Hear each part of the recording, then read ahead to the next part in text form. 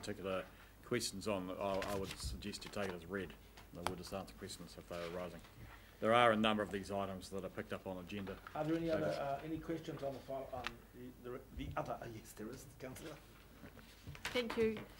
Number 2, the water symposium, and all of the councillors around the table here requested that this was delayed, and it appears we may now have been trumped by the chair doing his own water symposium. So I'm wondering what the implications are on the one that staff are organising, and so that's a question to James, I think, and to you, Rex. Just there's a little bit of dissension amongst the troops. Why isn't Napier and Central Hawke's Bay and Wairoa involved in your hui as well? So all right. And perhaps the conversation was called for by the Mayor of Hastings, and so we had a conversation with Ngāhiwi, as we often do, and we thought, you know, our conversation was really about around Havelock, and we didn't understand until this morning that other people wanted a wider conversation. So ours was very specific around the Havelock water supply and Heratonga and the Heratonga Plains. There was some discussion at the time whether we should involve Napier, and we all agreed we should, but they weren't at the particular meeting because they're relevant too, although their water seems to be from a different stream of the aquifer, and it's very good. So there was nothing deliberate in the action. It was just we felt that the public around the Havelock, Hastings area in particular wanted to get together and learn a bit more about it. So that's a conflict with our staff. I'll leave that with James. We still have a report back from the last council meeting to bring forward in the new year around a proposal, and so we will continue to do that, and that proposal will include some options in relation to what has been floated by the chairman, the mayor of the Hastings district, and the chair of Ngāti Kahungunu Iwi Incorporated. So we'll look to bring some options to council and then get some direction at that point in time about where to go so next. for an inclusive of all approach? Well, certainly the approach that we had intended was a regional water symposium, and that was the advice provided to the chair last week. So that was Plan A, and so we'll bring back options around both in the new year. Yeah, I'd simply make a comment to James that if there's a more specific purpose around the chairman and me, Yule's proposition, then which is more discrete, specifically associated with aquifer issues in and around Hastings, Brookvale, Havelock North, etc. There's no reason why you wouldn't hold two, because let's face it, one's quite a macro issue, region wide, and the other's quite as a more precise issue. And I think there's some merit from where I would sit. There'd be some merit in doing both, actually. If I could chance, I 100% agree with that, because it is very specific, and it would water, to use a pun, water down the very specific if we went really broad in this conversation. The public in Heratonga want to really understand all the things around their particular little but big problem. So I agree with that. It wasn't deliberately knocking people out, and I think the Mayor of Hastings will be ringing the Mayor of Wairoa today to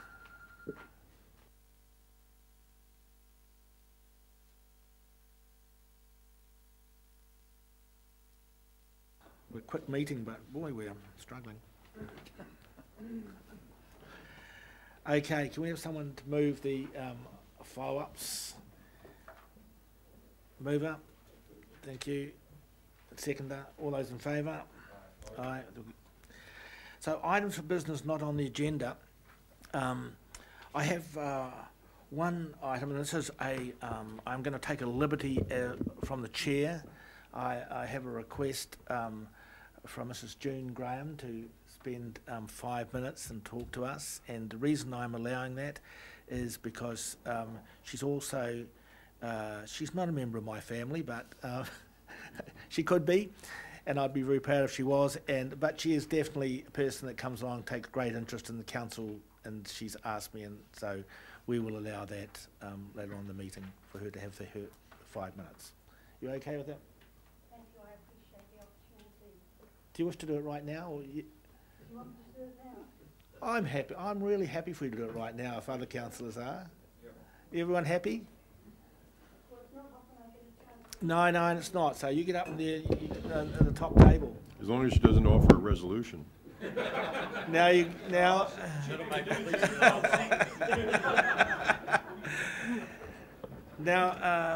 Mrs. Graham, how long are you going to be? 5 minutes, barely 5 minutes. 5 minutes. I really appreciate that. Thank you very much. I would like to point out how good the sound is this morning. You notice that when I'm speaking like this, you can hear me quite clearly at the back. And you're looking very good in that chair up on the head of the table. And got a very soft and gentle voice, as most of you have. You can't hear. If you turn your head aside like that, you lose the sound completely. I've been dying to say that. No, but thank you for the viewer too. We've been wanting that for quite a long time, so we can read. So that's a good point, isn't it, in Council's favour? Thank you very much. I do have a copy for you after I've spoken. My name is June Graham, as you well know, and I wish to thank you for the opportunity of using this public forum to raise concerns I have about the Ahuriri estuary. Although I am aware that many people share my environmental concerns, I would stress that on this occasion I am speaking for myself alone. I believe there are a number of threats to the overall value and health of the estuary and its environs. Tyne Street Drain. I understand there is an application to renew this consent for another 10 years. Napier Sailing Club. Again, I understand there is an application to renew this consent for discharge to the estuary. Boat maintenance facilities within the area do not all use bundings. That, I understand, is required to reduce pollution to the estuary. The Napier City Council have applied for and was granted consent to install the inflatable amusement feature at Pandora. I now read in Hawke's Bay Today on the 8th of the 12th, Napier City Council is to apply for resource consent to install at least 2 or 3 more structures. Such a move would surely change current use and limit access for swimmers, kayakers and such. What effect will this have on the hugely important Iron Maori?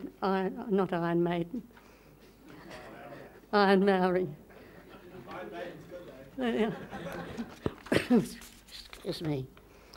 My personal fear is degradation to the estuary and its value overall, possible extension of Pandora Pond by dredging might be the thin end of the wedge.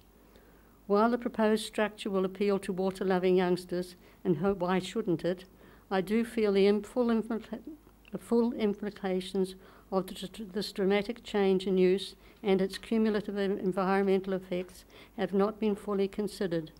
I know costs are not this council's worry, but I expect they will be substantial. I am aware there is a Tyne Street working group faced with the difficult task of developing management plans, but after 30-odd years of polluting the estuary, why is it necessary to extend this consent for another 10 years? We know the Ahuriri estuary is the A in tank. I am very keen to know how the tank group views the current and proposed additional structures for Pandora Pond. There are public concerns and issues of transparency around any development in this unique estuarine area. My purpose in sitting here before you is to urge that any future consent applications or variations pertaining to any part of the Ahuriri estuary be publicly notified, ensuring the people of Hawke's Bay know what is being proposed and can have their say. Thank you. Thank you very much, Jane. I did bring a copy of the newspaper article that alerted me to it. Thank you very much. Thank you for the time. It was a pleasure. We won't make a custom of this, just to Pauline. We're not making a habit of this. Only very special people, thank you too. There's the copies for them. Okay, thank you very much. Alia. Okay, councillors, we'll continue on item 5. If you have a, but we'll be taking them at the end of the meeting. We won't be taking them now. So if you have any items that you wish to raise at the end, items not on the agenda. There are none.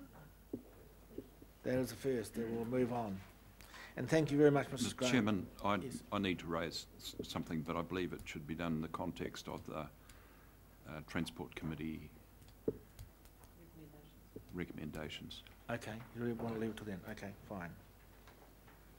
Right, then we'll move on to decision items. We have item 6, a notice of motion from Councillor Belford. Do you want to, how do we handle this? Does it come from? Oh, I think Tom should talk to. Do you want to talk to it, Tom? Right. Okay, right, you're on, mate. Sorry, point of order, Chair. Point of order. Yeah, if I'm correct, Councillor Belford needs to have a seconder before the motion can proceed for discussion. Is that correct? That's right, probably. Yeah. In which case, I'm happy to second. Subject to the extra wording, which I think Councillor Belford's agreed to. I will get to that. So you're seeking the pro tem for the sake of form and reserving the right to amend it as necessary. So I will come to the motion itself in a moment, but Does everyone have the motion in front of them? Mr. Chairman, I'm unsure in regard to the recommendations there at the end. What is the intended effect? Is the intended effect that Councillor Belford wants us to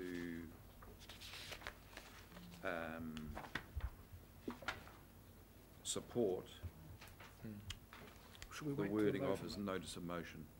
Oh, it's on a separate piece of paper. Yes, so yeah, Councillor, it is. It's been circulated with specific amendment also proposed. So if I can just clarify for you, so the two recommendations that are actually in the paper are from staff. Yes. For a procedural matter, so you receive a note, Yeah. a notice of motion. Following that, you can make any other recommendations that have been proposed by the person seeking the notice of motion, and that's on your separate piece of paper, but also included in paragraph 3 of the agenda paper. Really touchy way of doing it, isn't it? Touchiest you could ever think of. I think we'll hold the chit chat and Tom will go for it. so I'll come back to the motion itself in a moment, but just to make clear to everyone, the request involved a number of named individuals and another party, Hawke's Bay Today, and my communications with them in the period August 8 to 25. The request or the items that would be tendered need to meet the test of being within that time limit relating to those individuals: Peter Fowler, Hawke's Bay Today, Genevieve Toop, Russell Norman, Simon Lusk.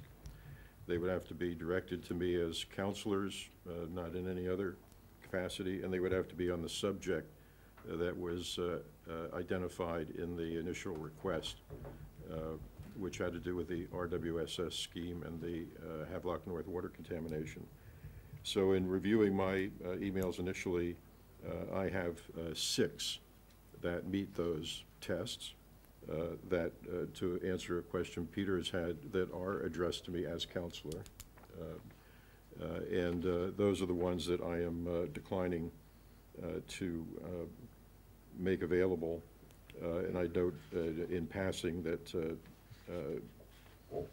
I have no communications with Russell Norman or Simon Lusk, who are the two of the parties. So my position has been that twofold. One is that to release this information or to have this kind of sort of fishing expedition, frankly, in this case, would violate the personal privacy of those initiating contact with me. I get messages that are potentially defamatory or simply embarrassingly stupid or racist, or sometimes written by people under the influence. I get messages that would inadvertently reveal confidences of third parties, because as you all know with how email chains build, the last person to pass along an email to you might have had correspondence with any number of other folks who would have absolutely no reason to expect that they would be caught in a net like this. I also have plenty of messages expressing views or providing information where the party providing explicitly wishes and expects the communication to be confidential. If they can have that expectation, so that goes to the privacy side of this, but if they can have that expectation of confidentiality, my view is it would have a chilling effect on free and frank discussion of issues, which is a second reason under the LGOIMA for denying such requests. So personal privacy is one, and having a deleterious effect on free and frank discussion of issues and impeding the, therefore, robust conduct of public affairs is a second. Those and other reasons for not releasing information are routinely tested in the legal process by counsels and others who are either seeking or denying information. So there's nothing unusual about what's going on here. I reach out and seek views on issues. I see that as my job as a counselor, and more often than not, the other party expects confidentiality, and that's especially true if it's a contrarian view that's being offered to something that a council is doing or something that reflects a policy party line. So let's assume, for the sake of argument, I have a vault of such exchanges. A request like Peter Butler's, if granted, puts all of that at the risk of discovery. And for what reason? No reason is required under LGOIMA. Under what appears to be the presumptive interpretation, anybody can go after any counselor's communications and expect disclosure. To evaluate Butler's request that captures, as I said, 6 emails, all, I might add, totally innocuous, the Ombudsman now wants to screen, because he's appealed this, the Ombudsman wants to screen all of my emails and phone calls for that period and written recollections of any pertinent communications that I've had with those identified parties for which I don't have a written record. Ironically, I and my corresponders would have more protection if the police were after us, because at least the police would have to get a warrant based on probable cause to go through my records in that manner. And I want to just caution you that this whole situation applies to everyone at this table.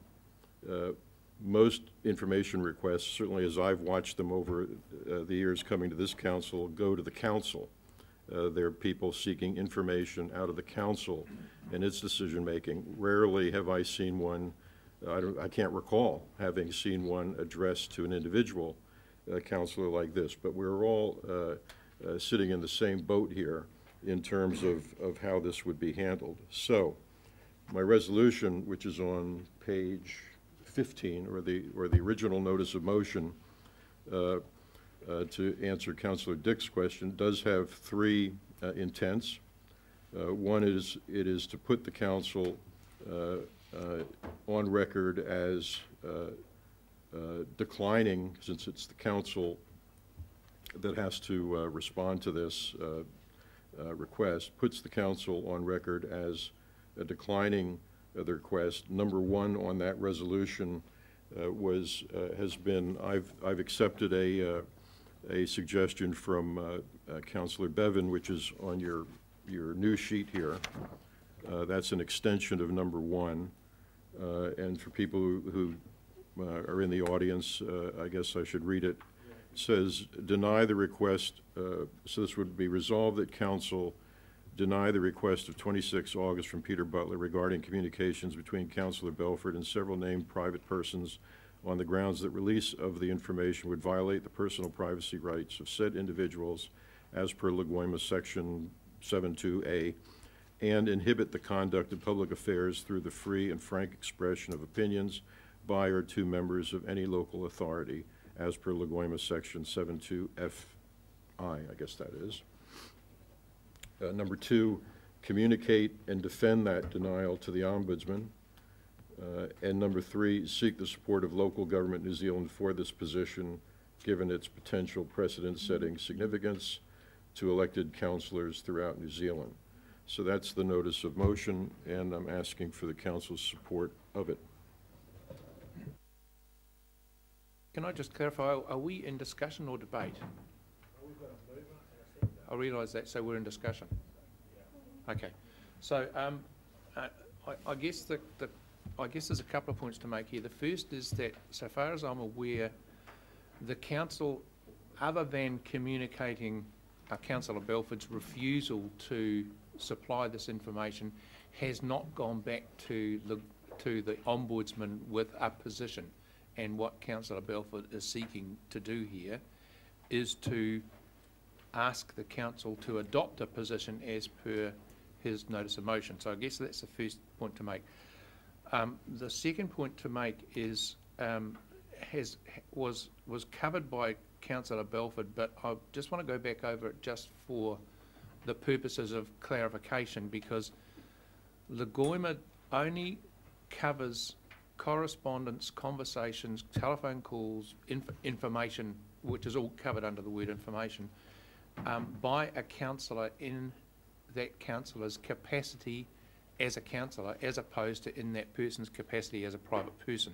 So I just want Councillor Belford to confirm for this council that in fact the correspondence that's at issue here was in fact had in his capacity as a councillor. In the case of the 6 emails I've identified, yes, that's the case. There are other emails I have that have been sent to me in other capacities or fall outside the scope of the information that he asked for Okay. in terms of subject matter. But these particular 6, yes, clearly they were approaching me as a councillor on one or another council matter. Okay, so that's the first test, Chair, and the second test, I guess, is that if this correspondence that Councillor Belford had with these parties in his capacity as a councillor, if that correspondence were to be released, then the right for him or any of us as a councillor to have free and frank discussion with the press, with lobby groups, with individuals, would threaten to be lost. And that's the second test, I guess, which gives the council and councillors the right to refuse to supply this information. So are you able to confirm that that would be the case? Yes. Okay, so I guess they are the tests that we're having to look at, and I'm happy on the basis of Councillor Belford's assurances on these matters to support the motion, and we're still under discussion, so I'll save some other comments. Yes, I'm happy to second, but I'll have some other comments to make in regard to the right to free speech and so forth when we get to the debate, Chair.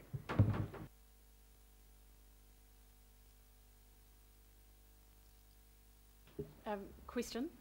I'd like to contribute during debate as well, but my question, Councillor Belford, I've seen you have been quite a frequent submitted under LGOIMA for information to the council, and in fact you actually have a LGOIMA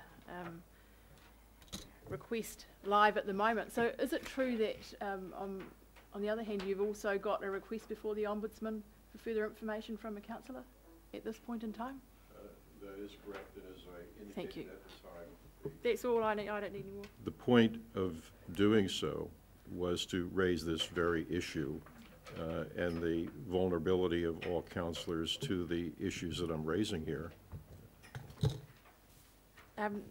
In question to the staff, where to from here with regards to this? Through you, Mr. Chair. So as Councillor Belford has identified, has acknowledged that the information he holds is in his capacity as a councillor. It is official information held by council, and it is up to the council to respond to Mr. Butler as a requester, not Councillor Belford directly himself. One of the things that I have looked at under LGOIMA, and which I have previously raised with Councillor Belford, is his concern that he's expressed around the privacy of people being able to correspond with him or with any councillor, and there is provision under the specific information for LGOIMA. It's in the LGOIMA handbook, that where someone has requested information that is not about themselves, but potentially about someone else, that there can be redactions so that the person is not identifiable, for example. You'll quite often see that in official information requests that are released. So there is some scope under the under LGOIMA to be able to address that particular concern that Councillor Belford has. Having said that, what will happen now? The Ombudsman requires a response from Council by the 23rd of December, and will be guided by here as to how we respond. How can we give you an instruction that's not legal?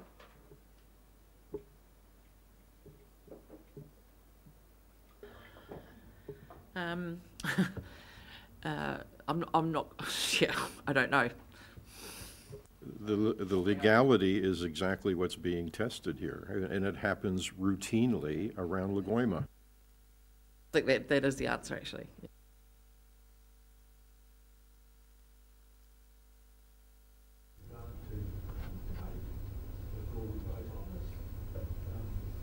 We have an amendment to the original resolution too, so I'm not sure how we deal with that amendment. Do we have to have is it a move to change the original amendment in the paper? I just took it accepting it with the amendment. With the amendment. Okay, so we have a mover for 1 and a second for 1, 2 and 3. We will go into debate now, and then we'll vote on it. Tom, do you want to kick off? Or are you happy? Peter, you're happy with what you've said, or do you want more to say? I'll make a few further comments, Chair. First note that 1, 2 and 3, as per the notice of motion, would in fact become 3, 4 and 5, incorporating the recommendations from the staff. So that's what we're actually voting on. Just a very minor process matter. I'm happy to support this motion now that Councillor Belford has confirmed that the conversations, correspondence that he's had are caught by LGOIMA, unless they can be accepted under sections 7.2a or F, I think it is. And what we're dealing with here is just a fundamental principle of free speech. So all of us sitting around this table have conversations constantly with lobby groups, with individuals, with the press, and during the course of many of those conversations, if either person who's party to that conversation, whether it's a member of the press or whether it's the councillor himself or herself, we're aware that the conversation would or could be discovered through this process, my assertion is that the conversation would end up being significantly different, and the amount of free exchange of views, free and frank exchange of views that got expressed would be severely curtailed. And that's what we're dealing with here, the right to free speech that would be under attack if we allowed the information here to be discovered. And I have no idea what these conversations have been about. That's not the point. And Peter Butler has raised in the paper in the past few days questions around what has he got to hide. That's not the question. The question is, has he the right to hide? And that's the only question that needs to be answered here. And as I'm here defending the right for Councillor Belford to have free and frank discussion with the press or whoever else, I would equally defend the right of, for instance, Fenton Wilson to have a free and frank discussion with Will Foley from Fed Farmers, or for Councillor Hewitt to have a conversation with one of her fellow grasshoppers, knowing that that conversation is free and frank and private. And that's the whole point here. We have to defend the right of councillors to fearlessly receive advice and views from all manner of people within the public, and if that right is challenged in this way, we won't get those exchanges, and that's what's at risk here, and that's why I support this motion.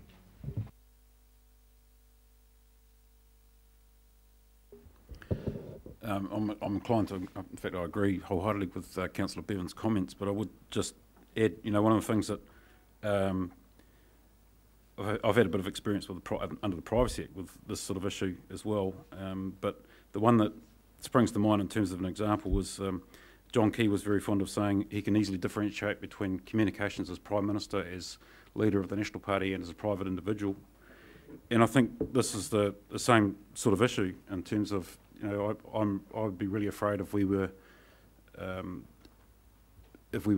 neutering free speech by allowing discussions between councillors and the constituents and citizens and pressure groups.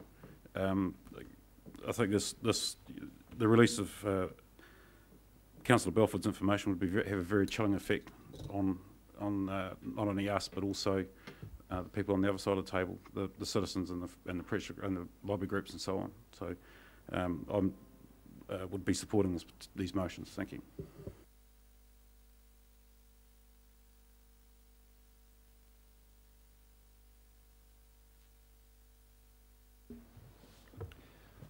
I'm rather surprised at this, to be honest, because Councillor Belford, to his credit, has always been very strong on accountability, openness, and expressions like sunlight is the best detergent, disinfectant. Thank you for that. So it surprises me, and okay, if he's had some chats with Greenpeace on some common ground between them, well, so what? So be it. Let it out in the open.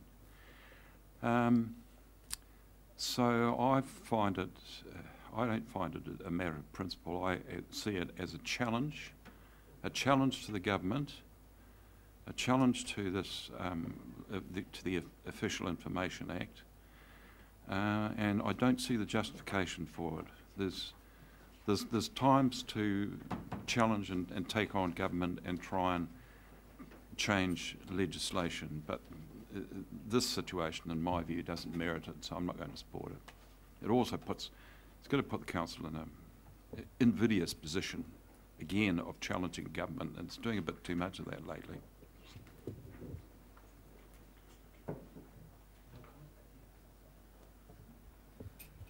Thanks, Chair. As councillors, we all swore a solemn oath, and when we were elected to office, and as part of that oath, and I'm just looking for it here, we swore to abide by the Local Government Official Information and Meetings Act 1987. So we have a situation here before us where that oath has been tested, and the Ombudsman's come down quite firmly and said that failure to provide this information is an offence, and he's got the point of order, Mr. Chairman. The Ombudsman has said no such thing. The Ombudsman is simply sitting there waiting to evaluate the situation on the basis of an appeal. The Ombudsman could well come back and say, continue? I'm absolutely correct. It's not a point of order. It's not a point of order. I'm in debate. Thank you. So I'll take you to Section 30 of the Ombudsman Act, which also applies to LGOIMA, makes it an offence to refuse or willfully fail to comply with any lawful requirement of an ombudsman. The requirement I am making of you being Mr. Belford, Councillor Belford, is such a lawful requirement. So I've had a number of members of the public come to me and express strong concern that that council would be taking on anything to do with supporting not complying with the LGOIMA or the ombudsman, and LGOIMA, it's to promote the accountability of members and so enhance respect for the law and promote good local governance. We've also I've also had, I don't read Councillor Belford's blog, but I've had somebody email some extracts from a recent publication, and look, he's writing along the lines of secrecy allows elected officials to avoid accountability. The culture of secrecy must end. Accountability still demands that. No, I need to keep reading. Still demands outcomes. Anyway, sunlight is the best disinfectant. So what I'm going to say to you is I will not be supporting this, and what is good for the goose is good for the gander. Thank you, Councillor Barker. Welcome, Councillors Wilson and Mr. Moy. Thank you for this. This is a really interesting issue. I'm going to fall just on the side of supporting this resolution, but I think there is a real issue here. I'm going to start a long way back. Fundamental to our constitutional arrangements is the Official Information Act and the Local Government Official Information Act, Meetings Act. That's fundamental to our constitution. People have the right of access to information. Before this, we had a process where there was the Official Secrets Act, and everything was secret. And that meant that people did not get access to information. The New Zealand constitutional arrangements are turned around now. The presumption is openness. And I think that's a good thing, and it is highly defensible. It is as it should be. Then it comes down to, with councils, everybody, there were a lot of councils where information was hidden, and the decisions were made by politicians as to what was to be open and what wasn't. And this was felt to be not a good thing, because politicians were making decisions in their own interests. So that was a good thing. But on the other side of it, there are things which we do as individuals which has nothing to do with our job. So we've got the split between person and a councillor. The other point about this is that if we have every conversation completely open and transparent, it will have a chilling effect on conversations. We quite often have conversations in private. We have conversations in private with our children, with our partner, have conversations in private with our doctor, with our lawyer. We have conversations in private as a natural part of everyday life. And there should be, in my view, a clear area where there has to be a private conversation between a member of parliament and a constituent, between a councillor and a member of the public. No question about that. So the question is, where does the line fall? And it's always going to be a bit murky. But I do believe that councillors are entitled to have conversations with members of the public, and they're entitled to have those as in free and frank, and they're entitled to have those conversations and consider them to be private conversations. However, the decision about whether or not that is a private conversation, I believe has to be a semi-judicial decision, and that's why we have the Ombudsman. And we have to have trust in our institutions, and trusted institutions will make the right decisions. Now on this, I have trust in the institution of the Ombudsman. At the end of it, if it's the Ombudsman's call, I will accept that and respect it and will not quibble with it. But I do support Councillor Belford in his quest to have his conversations regarded as free and frank, if that's what he believes them to be. I'll support him in that. Thank you. Councillor Wilson, do you come in late, but do you... Yeah, it wouldn't be fair if I voted yes. I won't vote on this. Okay. Although after reading it I would vote against, but I haven't heard the debate, so I will abstain. Okay. Appreciate that. I want to speak before I hand it back to you, Tom, and you, the last speaker. Everybody knows my position on this. I think there are times in life when you must challenge the status quo and you must look into your own conscience. That's been tested quite a lot in recent history. When people haven't done that, it leads to all sorts of dreadful things in society. So, and this is one occasion when I'm very strong that people that talk to me as from the community, and they do often, and they send me, and I agree with Councillor Belford's thing, sometimes they're really angry, often they're really angry. Sometimes they've had a bit to drink, sometimes I've had a bit to drink, although I'm trying my best not to. But that they should be able to ring me up or email me and feel that that doesn't go anywhere, and I don't use it against them, or it doesn't go anywhere. It can't be claimed by oppositions. So I think this is a unique case. I think it's not challenging the authority. It is challenging the particular point in this piece of legislation which we think is wrong.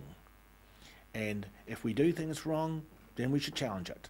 And I will be making that call today. So I'll hand it back to you, Councillor, to wind up before we take a vote. Yes, I mean, a number of commenters about this in this room and elsewhere have made the point of Mr. Belford, Councillor Belford, is being hypocritical here. He has written and declaimed for years about transparency and openness and so forth. And so obviously I don't raise this issue lightly or frivolously. I'm well aware of how challenging this particular issue might reflect to some people a inconsistency or whatever. But the issue here underneath it all is providing opportunity for people in the community who have strong views about issues, sometimes even strong and informed views about issues, to communicate those freely to elected officials without any concern about their loss of confidentiality. In some cases, they're concerned about their loss of standing in the community, their worries about relationships that they have with people in the community, and so forth. But they feel strongly enough about an issue to nevertheless step forward with the expectation of confidentiality and say their piece. I feel that is to be protected. This was raised in, I'll remind you, a campaign context. And I knowingly declined this information during the campaign, knowing that it could be raised as an issue for people who would take a different view about this, and yet here I sit. So I'm not worried about how people view my integrity in pursuing this particular matter. And to be clear about where it stands, we're not, the issue here isn't declining information to the Ombudsman. The Ombudsman has requested information. I think it's kind of sort of amusing, actually, the sweep of the request that I will need to comply with to satisfy his interest in evaluating the matter. But nevertheless, what's going on here is simply is not a challenge to law, a violation of law, or any other such thing, as Councillor Hewitt would have it. It is simply trying to force a clearer and more modern, if you will, interpretation of how this particular situation should be interpreted going forward under LGOIMA. So we have, 6 emails that form the basis of the issue and the basis of the test, and it's as simple as that. These things are routinely interpreted. This council routinely declines information requests on the basis of the provisions that are provided for it to do so under LGOIMA. Does it routinely. And in this case, we kind of initially punted a bit on what we wanted to do here, and I'm forcing the issue. I want us to say that Councillor Belford has a point here. This deserves to be aired out, and as long as the appeal stands, it deserves to be fully heard in the normal appeals process. It's as simple as that. It doesn't have anything to do with violating an oath of office or anything else. It is simply testing a current interpretation, or what seems to be the presumptive interpretation of what these exclusions or exemptions actually mean in the case of an individual councillor and his or her exchange with their constituents. So I don't think it should be blown out of more proportion. I think it's very fundamental, but it is not to say we're attacking the government or we're violating the law is absolutely nonsense. We're simply looking for an interpretation here that I think has consequences not just for me, but for every councillor at this table and every councillor in New Zealand. Thank you. Move the resolutions. It's the amended 1, 2, 3, 4 and 5. All those in favour? Aye. Against? One abstain. Do we want to do division? That's acceptable. All those in favour? Against? 2 and 1 abstention. Thank you. We have just with your indulgence, Chair. The reason why I abstained, would that be permitted in the minutes? The fact that I didn't attend for lateness.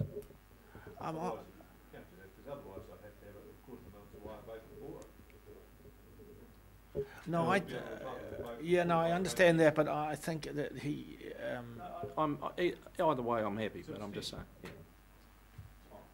Okay. You a bit worried you might be seen with the radicals down the track?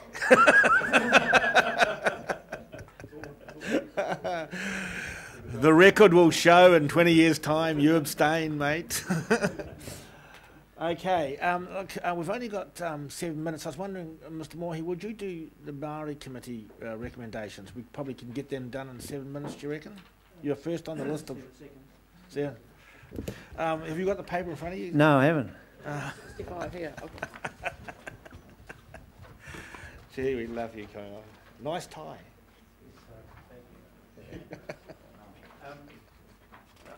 I was at the tourism board this morning and Yes, they complimented me on the tie. I saw some Pākehā fella swapped it for a decent one. Oh, that's swap. So last week at the Maori Committee, they re-elected the chair, myself, and also, is this what everybody's got in front of us? Okay, so the 4 tai whenua are listed there. Just regards Tamatea, Roger Marker has indicated to staff that he will probably withdraw, and with the hope of getting somebody from Prongahau, which is at the other end of the rohe, who have big interests in fishing in the coastline. So it was thought more appropriate for him to do that. I'm going to a 70th birthday on Saturday and spreading the word around Prongahau. What else is there? And also the members that are going across to the Environment Committee, the Corporate Committee, and the Regional Transport Committee, one of each. That's been explained to the members before in the pre-meeting that in an effort to share the spread of Māori and increase the IQ of those committees, we're going to have some from the Regional Planning Committee come across. And also, it was agreed that the pilot meetings we had last year in Wairua and Waipukurau, the concept would continue with the agreements of the chair, yourself. Thank you. Thank you. Are there any questions for Mr. Mohi? I'd just like to add something to your report, if that's all right with you. There was a lot of discussion on the Maori Committee and its relationship with the treaty claimant groups, and why the Maori Apatu outlined very well, eloquently is the word, why we needed the Maori Committee as well as the RPC.